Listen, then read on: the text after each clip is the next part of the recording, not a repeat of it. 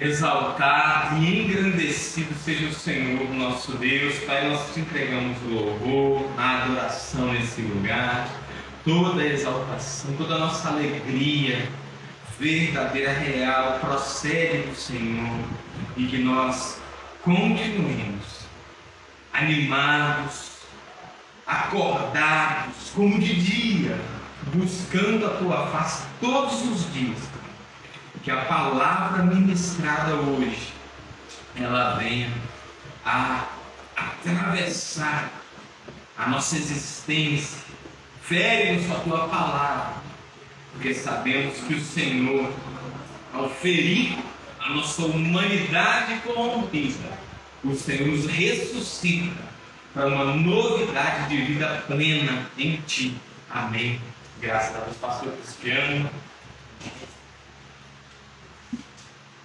Glória a Deus. Obrigado aos irmãos da paz de Jesus, amém? Aos irmãos que nos assistem, pastor Diogo de Porta, a paz de Jesus, minha cunhada lá de Italé da Lila, de Matos, né? Em nome de Jesus, nossa irmã Bruna, a paz seja com todos, irmãos de Cristo, amém? Vamos fazer uma reflexão aqui, queridos, na carta aos Hebreus, capítulo 1. Eu trouxe a Bíblia numa versão um pouco mais antiga, porque eu acho esse texto muito interessante, essa porção que irá ser ministrada. Eu acho que a compreensão dela fica mais clara acerca daquilo que o autor quer nos ensinar. Eu quero tratar com a igreja sobre a questão do tempo, né? Sobre a questão do desenvolvimento da criatura como criador. E vamos falar dessas coisas. Talvez não dê tempo de escorrer esse tema todo, mas fica uma grande introdução em nome de Jesus. Eu ministrei essa mensagem hoje, né? Na casa de oração, o Filho de Sião, que foi uma bênção. O Espírito Santo falou muito aos nossos corações e eu creio que ele continuará falando. Hebreus capítulo 1, o autor diz assim, irmãos: e havendo Deus antigamente falando muitas vezes e de muitas maneiras aos pais pelos profetas, eu acho lindo isso aqui, a nós falou-nos esses últimos dias pelo Filho, a quem constituiu o herdeiro de tudo, por quem fez também o mundo, o qual, sendo o resplendor da sua glória, é a expressão e a imagem da pessoa, e sustentando todas as coisas pela palavra do seu poder, havendo feito por si mesma a purificação dos nossos pecados, assentou-se à destra da majestade nas alturas, feito também o mais excelente do que os anjos, quanto herdou mais excelente nome do que eles. Amém? Pai, nós rendemos graças ao Senhor por esse privilégio, ó Pai. O privilégio é esse de podermos compartilhar aquilo que o Espírito Santo tem nos movido. Pai, o Senhor bem sabe que nos últimos dias o Senhor tem falado muito acerca da consciência e do desenvolvimento do caminho em Cristo. Por isso, Pai, que o Teu Espírito Santo mais uma vez me ilumine, me guie, porque afinal de nós mesmos, ó Pai, não sairá nada de edificação, mas uma vez que sermos canal de bênção pelo Espírito do Senhor, com certeza iremos edificar a Tua igreja. Pai, nós pedimos ao Senhor graça e discernimento, em nome de Jesus Cristo. Pode tomar os assentos. Aquele que nos assiste também fica à vontade. Querido, eu tenho observado que no meio cristão evangélico é notório perceber uma dificuldade constante é de pessoas que caminham com o Senhor há anos, ou frequentam tal ministério há muito tempo e tem dificuldade de desenvolver ministerialmente falando.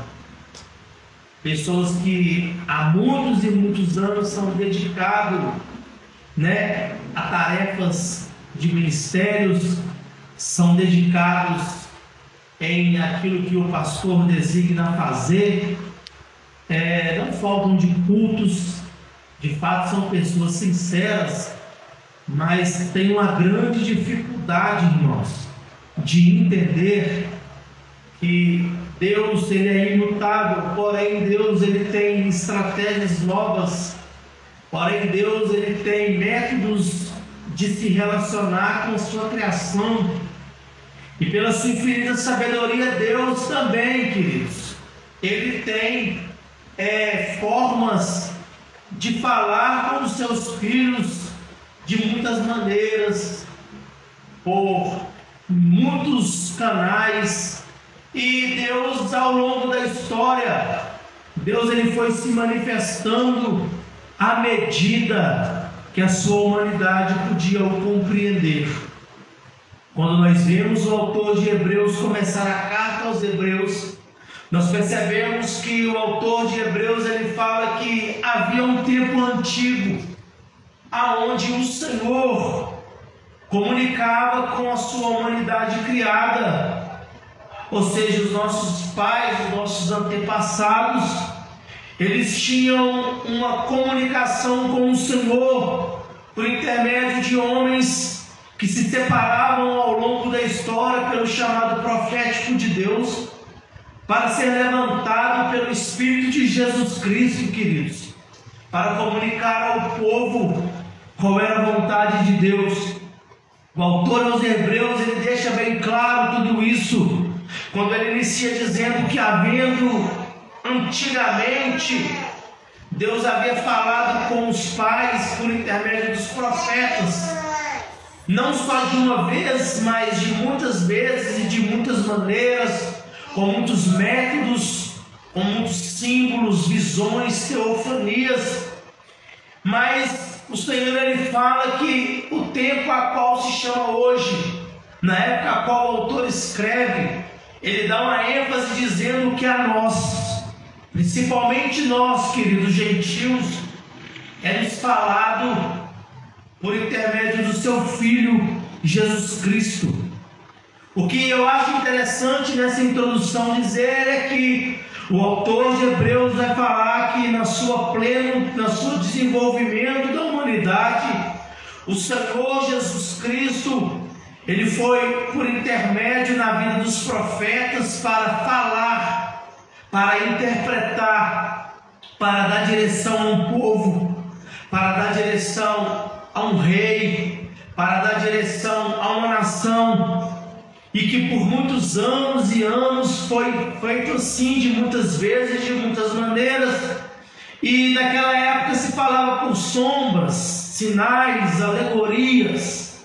Mas o autor está dizendo é que nós hoje, que o povo na época da manifestação de Cristo Jesus, na época quando o Senhor, segundo diz Paulo na carta aos Gálatas, quando Deus ele percebe a maturidade da sua humanidade criada, creio eu, figuramente falando, que Deus ele olha e fala: agora já não há mais necessidade de falar por meio de sinais, figuras, teofania. Agora vai se cumprir a profecia. Agora vai descer sobre a terra o meu filho, o Messias tão prometido. Agora é a hora de se manifestar. Paulo diz que um tempo onde a humanidade estava cativa por causa do pecado, a humanidade estava presa por causa da lei, a humanidade estava presa por um jugo de servidão, tanto mental, quanto espiritual, quanto emocional. É nessa hora que um anjo se manifesta um agraciado e fala: salve, salve, agraciado, porque de ti será gerado um filho, e esse filho será gerado pelo Espírito Santo, e ele terá duas identidades. Qual? Ele vai ser chamado Jesus de Nazaré, também será chamado de Filho de Deus. E aí, meu irmão, o mistério acontece porque o Espírito vem, envolve Maria, Maria concebe. Pelo âmbito humano, Maria passa pelo período de gestação, Maria dá à luz, Maria e José cria essa criança, porque Deus ele respeita aquilo que ele cria, Deus não passa, Deus não pula, e aquele menino vai crescendo, segundo o relato de Lucas, na graça, no conhecimento, perante aos homens e perante a Deus. E aí, meus irmãos, é por isso que o autor diz, e a nós, que temos esse rico privilégio, hoje, o falar não é profético em forma simbólica. Hoje, o falar não é figurado. Hoje, o falar não envolve sombra. Hoje, a manifestação do Deus invisível se cumpre na pessoa de Jesus. Glória a Deus. E aí, meu querido, aí começa o que é o tempo da graça, o tempo da realidade. Vemos muito a igreja dizer, vivemos no tempo da graça, mas não vemos a igreja dizer, mas temos que tomar cuidado com a graça, porque a graça ela é mais pesada do que o tempo da lei, porque na lei era sombra, e a graça é o tempo de realidade, clareza, iluminação. Mas sabe por que a igreja do século 21 não cresce? É porque a igreja do século 21, queridos, quer ficar agarrado em Moisés, quer ficar agarrado nos profetas. Quer ver um exemplo claro? Em Mateus, se não me engano, capítulo 17, Jesus caminhava em particular em muitos âmbitos. E em muitas coisas Jesus chamava três: Pedro, João e Tiago. Sim, não.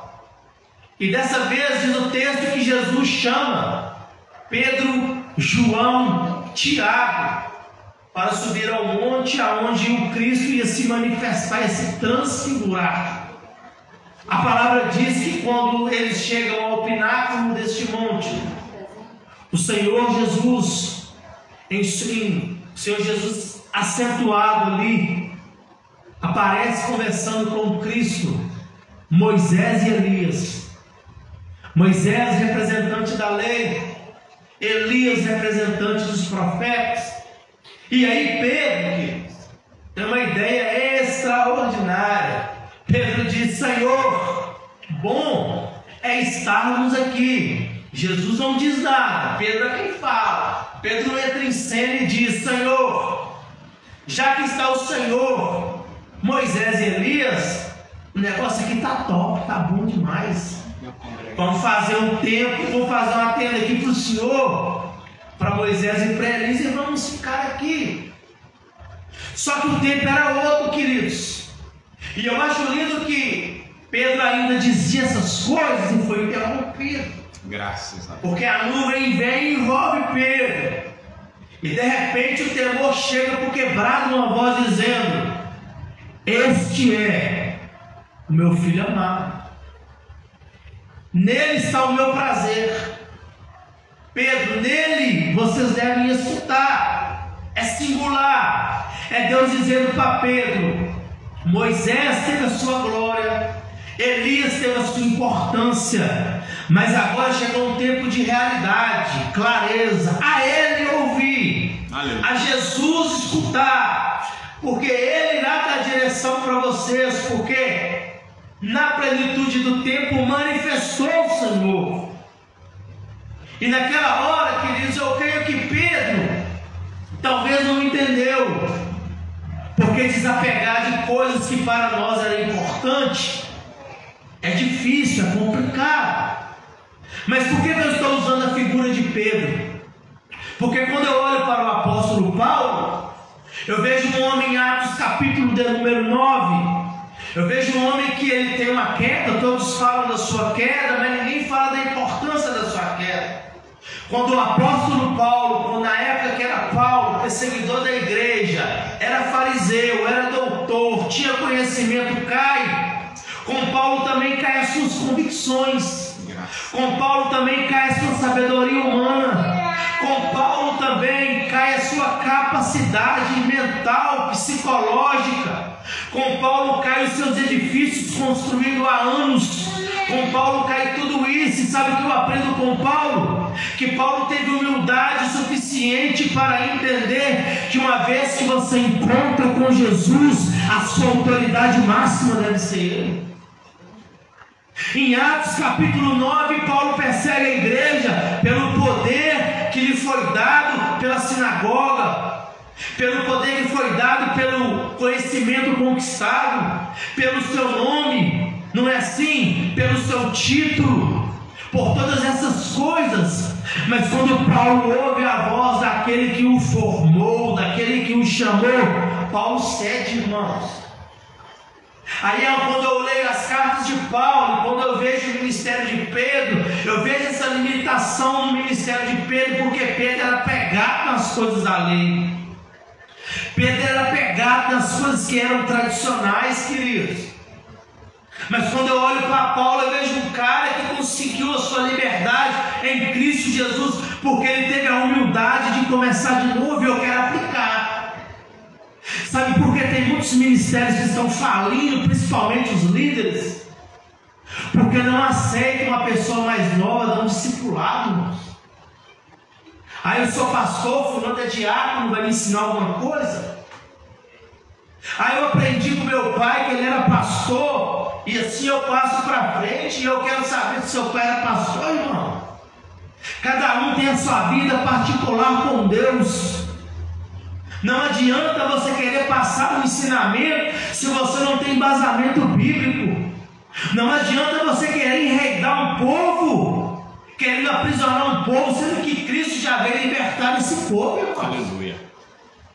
Tem muita liderança, queridos, que não vai entrar no reino e impede que outros cresçam, que entram também. Porque olha para o Antigo Testamento e não consegue ver Cristo, não consegue ver graça. Há um debate tremendo. Por que Moisés não entrou na terra prometida? Não entrou porque Moisés era na prefiguração, irmãos. Moisés era representante da lei, queridos. Vai lá no livro de Hebreus que estamos pregando que Moisés está lá como herói da fé, na galeria, como uma pessoa importante que serviu ao Senhor. O Deus que nós pregamos, que se manifestou, o Cristo de Deus, é um Deus que é amor, é um Deus que é graça, é um Deus que é justiça. Aleluia. É muita hipocrisia falar, Moisés não entrou na terra porque Moisés falhou. Irmão, Moisés era a prefiguração, queridos. Moisés, ele errou. E Tiago diz em sua epístola que aquele que quer viver pela lei, amém, porém se errar um só ponto, será culpado de toda ela. Por isso que Moisés não entra. E muitas das vezes a pessoa não consegue enxergar que Deus ele vai tratando da sua humanidade criada à medida daquilo que eles podem entender. É por isso que João Batista diz assim: aquele que vem do alto é maior do que todos, porque ele ouviu e ele viu. É diferente falar de Jesus, e é diferente falar dos apóstolos, dos profetas de Moisés, porque ninguém viu a Deus, querido. Eles falavam por experiência que eles tinham por visões, sonhos, era assim, pastor, na teofanias. Porém, João diz assim: a lei foi dada por Moisés, mas a graça e a verdade por intermédio de Cristo. Por que, Cristianos? Porque ninguém jamais viu a Deus. O Deus que se revelou está na pessoa de Jesus Cristo. Ele é o modelo. Ele que pode falar a vontade do Pai. Ele é que pode dizer o que o Pai pensa. Porque ele veio do alto, ele é maior do que todos. E nós somos da terra falando de coisas que somos da terra, queridos. Mas aí Paulo vem dizendo que na plenitude dos tempos enviou Deus o seu Filho, nascido de mulher, sobre a lei, para libertar o povo debaixo do jugo de servidão. Olha que Deus maravilhoso. Ele podia fazer tudo de uma vez, ele não faz. Ele envia, Maria gera, Maria e José cria, num tempo determinado, ele se batiza para cumprir a Escritura. O Espírito pousa na pessoa de Jesus Cristo de Nazaré. Ele passa no deserto, ele passa sobre a árvore, não é assim? Figurada do bem e do mal, queridos. Ele vence o mal. Ele passa todos os desafios. Ele entra na sinagoga e diz: hoje cumpriu, porque o Espírito de Deus está sobre mim, porque Ele me ungiu para libertar os cativos, evangelizar os pobres, é assim. Então, queridos, aí agora é o tempo da graça. Jesus começa agora a transitar de um tempo para o outro.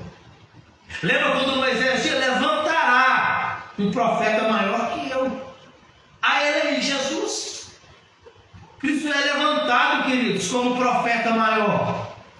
E Cristo vem o quê? Pega o cenário apóstata, pegou Israel na bancarrota danada, e aí aparece Cristo na pessoa de Jesus, homem simples, sem dinheiro, sem poder aquisitivo, pregando o evangelho do reino, queridos, pregando o evangelho de iluminação, pregando o evangelho claro. Aí começa o confronto. Por quê? Porque quando a luz do Espírito Santo chega, as trevas são dissipadas. Aleluia. Mas porém, no século 21, pessoas para não perder cargos, pessoas para não perder títulos, pessoas para não perder poder financeiro, barra a iluminação do Espírito Santo nos púlpitos, priva qualquer tipo de ensinamento que coloque em risco a sua conta, coloque em risco o seu título, o seu cargo ministerial. E sabe o que acontece? Pessoas continuam caminhando achando que estão no caminho, na verdade, da vida, e não estão, irmãos, estão na contramão de tudo isso, porque as pessoas não querem perder o seu poder. Mas Paulo continua dizendo, quando você lê Gálatas capítulo 4, lá para baixo, Paulo fala: vocês já estão livres, vocês já conheceram a Cristo, estão voltando agora para rudimentos pobres e fracos, obsoletos, rudimentares, que não muda nada, queridos. Irmãos, em pleno século 21, com essa biodiversidade de informação, ensino, pregadores de toda quanto é sorte, pessoas ainda estão enganadas com coisas que são rudimentares demais, irmãos. Pessoas que estão enganadas porque não querem o quê? Tirar um tempo do seu dia e ler a palavra. Tem tempo para tudo, mas não consegue ler a palavra. Faz 2, 3 faculdades, mas não consegue ler o capítulo da Bíblia, irmão. Fazem milhares de coisas no seu dia, mas não dão atenção nenhuma para a palavra. Aí vem esse pregador de Belial e assume as tribunas das igrejas, com suas performances, eloquência, bem vestido, porque esse cobra caro porque não está bem vestido mesmo. E aí, rei da igreja, com suas vãs filosofias, não é assim? Com suas genealogias sem fim, velhas, caducas. Mas o povo gosta, emociona o povo. Entra ano e sai ano e a igreja permanece do mesmo jeito. E aí o mesmo autor de Hebreus, no capítulo 6, ele diz assim: pelo que deixemos os rudimentos da doutrina de Cristo e prossigamos a perfeição, não lançando de novo arrependimento de obras mortas e de fé em Deus, da doutrina de batismo e da imposição de mãos, da ressurreição dos mortos e do juízo eterno. Isso faremos se Deus permitir. Eu já li a Bíblia, irmão. Deus não permite essas coisas mais, irmãos. A perfeição chegou, Cristo. A ordem é: sigam. A ordem é: caminho. A ordem é: Cristo no começo, Cristo no processo, Cristo na finalização. Paulo chega a dizer: cada um sirva a Cristo conforme a fé que tem alcançado. Mas a ordem do Evangelho é seguir a Cristo. O modelo de pessoa é Cristo. Cristo é um varão perfeito. Cristo, ele foi entronizado, queridos. Mas até hoje há uma discussão tremenda em quem tem maior autoridade. Tem gente que para eles Moisés é maior do que Cristo, irmãos. Tem gente que até hoje vai falar de Cristo, mas Elias falou assim, Moisés ensinou assim.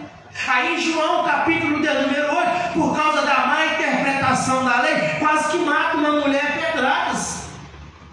Mas a promessa de Deus estava lá, Cristo estava lá, tramando contra uma mulher primeiro, usando a lei de Moisés de forma errada. Ninguém adultera sozinho, tem que ter um homem e uma mulher. Cadê o homem? Em João capítulo 8, não tem. Só tem a pobre da mulher e aquela cúpula reunida para tentar a Jesus, para prejudicar uma mulher. A palavra diz que ficaram falando com Jesus ao ponto de levantar e dizer: aquele entre vós que não tem pecado, que atira a primeira pedra. A Bíblia revista e corrigida fala assim, atualizada, que erguidos pela própria consciência, foram retirando daquele lugar do mais velho até chegar ao mais novo. Ou seja, os influenciadores têm que se retirar, porque se tem algo que eu e você não consegue se livrar, chama a palavra consciência, queridos. Quando somos confrontados pela iluminação do Espírito Santo, você pode até não querer reconhecer para outro homem, mas quando você examina sua consciência, não tem jeito, meu irmão. É verdade. Aí a palavra diz que a mulher levanta, Cristo fala com ela: cadê os teus acusadores? Ninguém te condenou? Ela: não, Senhor, nem tampouco eu vai e não peques mais. O Evangelho é oportunidade. O Evangelho é iluminação para a mudança de comportamento, queridos. Aí o autor de Hebreus diz: deixando de parte os princípios elementares do cristiano, não, de Cristo. Qual a ideia do autor, pastor Leonardo? É colocar de parte os primeiros ensinamentos, não abandonando, colocando de parte. Quando você estuda, você tem que consultar a antiga aliança. Quando você vai dar um embasamento na nova, você tem que ir lá e fundamentar naquilo que foi profetizado, ensinado. Porque a Bíblia explica a Bíblia. Ninguém explica a Bíblia fora da Bíblia. A Bíblia tem que se interpretar por ela mesma. Senão não é Bíblia. E aí o que o autor está falando? Tempo de criança, coloca lá. Foi bom até o limite. Agora, vocês estão maduros. A consciência está ativada. Paremos de bobeira, igreja do século 21. Vamos parar de cair no canto da carrochinha, meus irmãos. O pregador está pregando e a Bíblia fechada. O pregador está conversando bonito, mas a Bíblia da igreja tudo fechada. E os irmãos voando. Como é que foi a pregação, varão? Foi mistério. Foi manto. Não entendeu nada, irmão. Aí o autor está dizendo: vamos colocar aqui a parte dessa linha aqui para frente. Nós vamos prosseguir para a perfeição. Vamos começar de novo. Qual é o chamado de Deus nesse domingo? Vamos começar de novo. Aleluia. Aí eu tenho 30 anos de ministério. Comece de novo, irmãos. Aí eu sou pastor há tantos anos. Comece de novo, irmãos. Quantos anos que Paulo dedicou a escritura não começou de novo, queridos? Olha a expansão do ministério do homem como foi. Toda pessoa que não quer recomeçar fica paralisada no tempo. Aí o autor vai dizer: prosseguimos para aquilo que é perfeito. Aí eu acho lindo João velhinho, quando ele escreve a carta, que ele fala assim, capítulo 5, versículo 20: sabemos que o Filho de Deus é vivo e tem nos dado o entendimento para reconhecermos o verdadeiro Deus. E nós estamos nele, no seu Filho Cristo Jesus. Ele é o verdadeiro Deus e a vida eterna. Filhinhos, guardai-vos dos ímpios. Sabe o que João está falando? Nós somos apóstolos. Pode confiar em nós. Nós acoltamos o verbo da vida. Eu deitei nos seios do Senhor. Eu era amigo íntimo dele.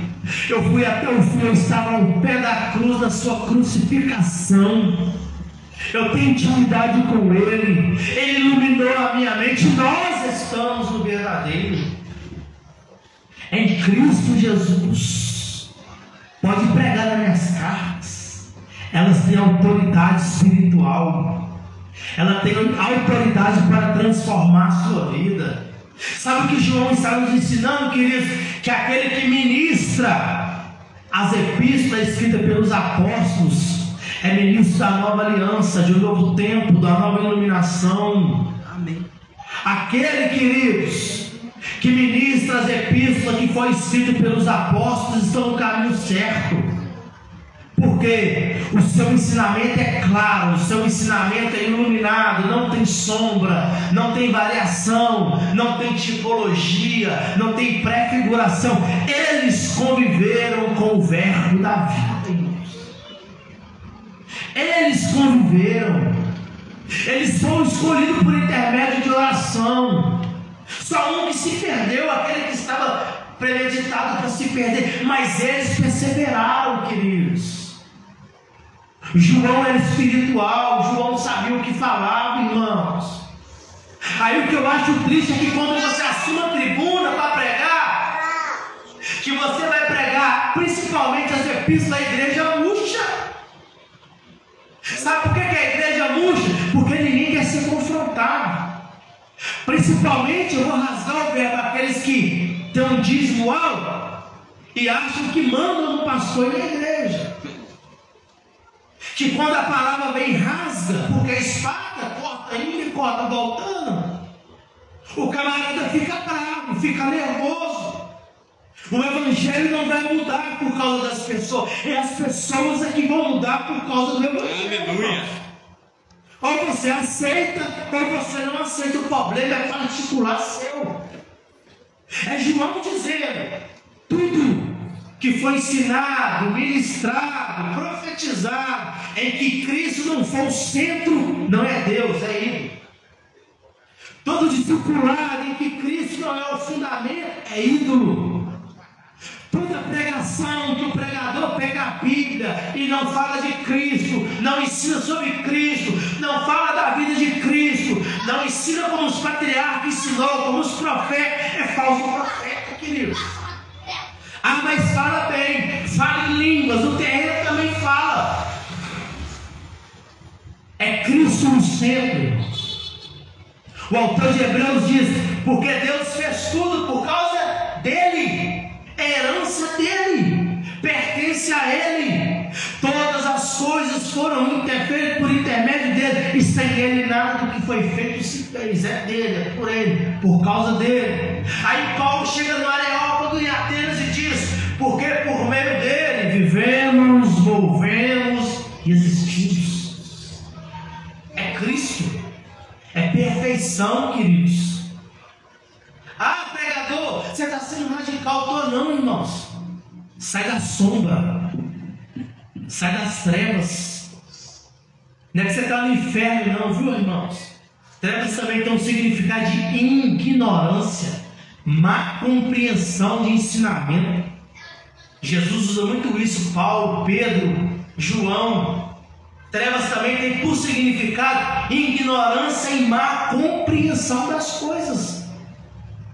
Olha quantas coisas que foram mal interpretadas pelos pessoas da lei, pelas autoridades da sinagoga. Pessoas morreram injustamente, pessoas perderam famílias, pessoas perderam tudo, sonhos, expectativas, projetos de vida, por causa da má interpretação das coisas. E até hoje você acha que é diferente, queridos? Quantas pessoas que a gente ouve falar com autoridade: aprendi assim, vou ensinar assim, vou morrer assim. Você vai falar de Cristo, mas é Cristo, mas porém, Moisés, mas porém, a lei, e assim vai, irmãos. E vira uma bagunça, um misticismo danado. Uma hora prega-se graça, salvação pela graça. Outra hora tem que ter uma ajudinha das obras. Outra hora tem que guardar tal coisa. Outra hora tem que guardar o sábado. Outra hora não pode usar calça, não pode usar saia, eu não sei o que tem. Outra hora não pode rapar A, não pode rapar B. E aí eu vejo isso quando a pessoa, mesmo andando com Cristo, corre o risco por causa da religião de não ter o seu ministério em desenvolvimento contínuo. Aí eu volto para a figura de Pedro, em Atos capítulo de número 13. Pedro em Marcos 16 falou: Cristo, vai, prega o evangelho a toda criatura, faz isso, faz aquilo outro. Aí Pedro, lá em Atos capítulo 13, o camarada está com fome. Aí Deus manda provisão, Deus manda comida, carne boa, sustento. E Pedro fala: eu não como coisa imunda, não. Eu sou puro, eu sou santo. E o Senhor mata, Pedro, come. Você não está com fome, rapaz? Eu sou puro, eu sou santo. E não como. O lençol que é provisão vai embora. Aí quando está lá para frente, quando Pedro vai com muita resistência para a casa de Cornélio, porque era gentil, igual eu e você, e Pedro está que prega e fala que Cristo fez isso, Cristo fez aquilo.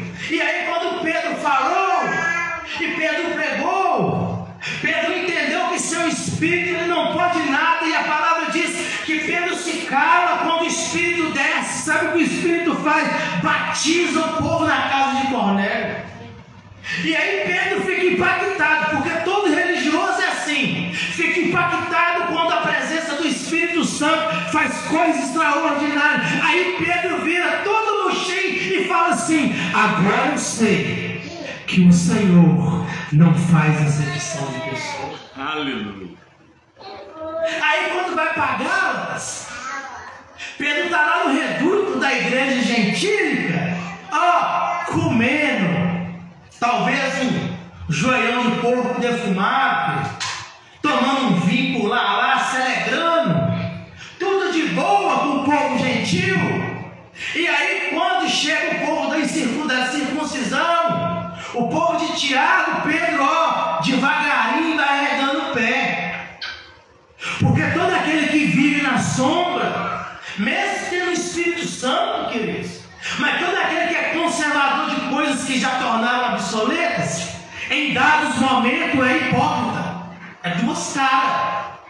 Mas Deus sempre está olhando e observando. Aí quando Pedro faz, Barnabé vai na onda, Paulo levanta e fala: opa, está errado aí, não está não? Se tu é um judeu, não vive como judeu, não vive debaixo da lei, não está sob o domínio da lei de Moisés, por que você agora está querendo colocar jugo no povo gentil? Estava aí agora, comendo, bebendo, se alegrando. Agora chega o pessoal lá e você vê: não, está errado. Olha que situação, irmãos. E Pedro era apóstolo de Cristo, queridos. Imagina eu e você, se ficar nessa bobagem, guardando dias, guardando luas, guardando época, não é assim? E não levando para as pessoas a iluminação de Cristo. Aí fique esperto, meu irmão, minha irmã e eu também, de não estarmos agindo como Pedro, viu? Longe de algumas pessoas temos um comportamento de duplo sentido, duas caras. Quando estamos na frente da igreja, temos um comportamento, longe da igreja temos outros. Deus sempre levantará alguém que irá observar sua vida, irmãos. Tome cuidado. Fique esperto. Porque quando nós vivemos uma vida dupla, sempre iremos tropeçar. E aí o autor de Hebreus fala: caminhamos para aquilo que é perfeito. Caminhamos com Cristo, irmãos. Deixa a iluminação do Espírito Santo tomar a sua vida. Pastor, mas é complicado para mim, porque eu doutrinei a igreja por 30 anos. Não é vergonha você subir a tribuna e falar que alguns pontos Irmãos, alguns pontos que há muitos anos nós estamos caminhando assim, o Espírito Santo iluminou minha consciência. E nisso aqui eu acho que nós estamos caminhando errado. Porque segundo a orientação de Paulo, segundo a orientação de Tiago, segundo a orientação de Pedro, de Judas, segundo a orientação dos evangelhos, segundo a orientação de Cristo, devemos mudar esse ponto, tal ponto. Talvez seja isso porque o nosso ministério parou de crescer. Isso não é vergonha não, queridos. É bíblico. Paulo em determinado tempo falou, não, quero caminhar com João Marcos, mas lá no calabouço, no fim de sua vida, ele fala, traz depressa João Marcos, ele é o último no ministério, queridos. Eu erro, você erra, todos nós erramos. Mas o pior do que errarmos em ensinamento é persistirmos nesse erro, sabendo que o Espírito Santo já nos iluminou, já nos ensinou. Então que a mensagem venha tomar no seu coração e começar de novo. Se há necessidade, comece de novo. Se há necessidade, faça um discipulado. Se há necessidade, faça um curso teológico. Se há necessidade, faça uma releitura da Bíblia. Veja alguns pontos. Sente para aprender. Procure pessoas que são honestas, confiáveis. Faça um curso, queridos. Para que essa bobeira, irmão. Até hoje eu escuto isso. Cristiano, mas a letra mata. Paulo não está falando de letra mata, não, irmão. Paulo está falando de ministério da lei e ministério da graça. Lá em Coríntios. Não toma versículo isolado, não, que versículo isolado é pretexto de ficar no erro e enganando as pessoas. Para com isso de achar que estudar vai te colocar frio, não coloca nada, irmãos. Jesus, em João capítulo 17, versículo 13, ele diz: a vida eterna é essa, que conheçamos a Ti, a Deus verdadeiro, e o Filho a quem enviaste. Então a vida eterna se consiste em conhecer o Senhor. Sem Bíblia não tem como conhecer a Deus, não, irmãos. Na oração e pela palavra você é santificado, tem intimidade. É uma união, você lê, você ora. E assim vamos crescendo na graça e no conhecimento. Por isso que o autor diz, em outro tempo, um tempo antigo, Deus falou desta maneira, de muitas vezes, mas a nós, Deus nos fala pelo Filho, pelos apóstolos, pelos ministros da nova aliança, não da antiga, é da nova. Primeiro, somos brasileiros. Segundo, não somos judeus. Terceiro, somos gentios. Então sobre nós não pesa muitas das coisas que para outro tempo pesavam. Somos ministros da nova aliança. E é nessa perseverança que nós temos clamado a Deus, buscado do Senhor. Quero orar com a igreja, em nome de Jesus. Espero que essa introdução aí alcance, o coração e a iluminação. Pai, em nome de Jesus eu oro, pedindo ao Teu Espírito Santo que a cada dia venha nos dar graça, capacitação, iluminação, que nós venhamos todos os dias olhar para nós mesmos e nos examinar. E se necessário for, Espírito Santo, que no dia de amanhã, com a Tua vontade, que eu recomece tudo de novo. Mas eu não quero ficar perdido no engano, nas trevas, na ignorância. Pai, afinal, é o Teu Espírito Santo que ilumina, é o Teu Espírito Santo que capacita. Aí essa oração, quando você ouvir essa oração, lembre-se, querido, que quando você começou, quantos alicerces e quantos fundamentos você tinha por verdade que hoje não são. Quantos ensinamentos foram passados para mim e para você, que por muito tempo foram eficazes, mas que hoje não são, porque o Espírito Santo ele nos dá entendimento por medida. Enquanto estivermos nesse plano terreno, no tempo, o Espírito Santo, por mais que tivermos intimidade com Ele nos dará a sua iluminação segundo a nossa capacidade de entender aquilo que Ele quer ensinar. Por isso, Pai, nós rendemos graça ao Senhor, que a cada dia devemos ser blindados, Senhor, com o capacete da salvação, com a coraça da justiça, com o escudo da fé, com o cinto da verdade, com as sandálias do Evangelho e da paz.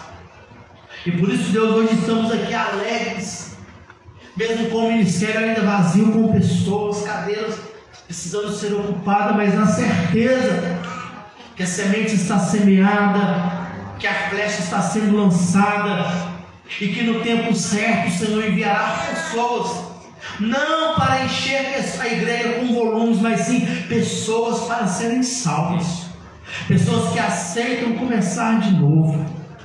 Senhor, não sabemos que não será fácil, mas uma coisa nós dizemos convicto, ó Pai, que perseveramos em ser de início de uma nova aliança, não da letra, mas do Espírito, porque a letra mata, mas o Espírito do Senhor nos vivifica.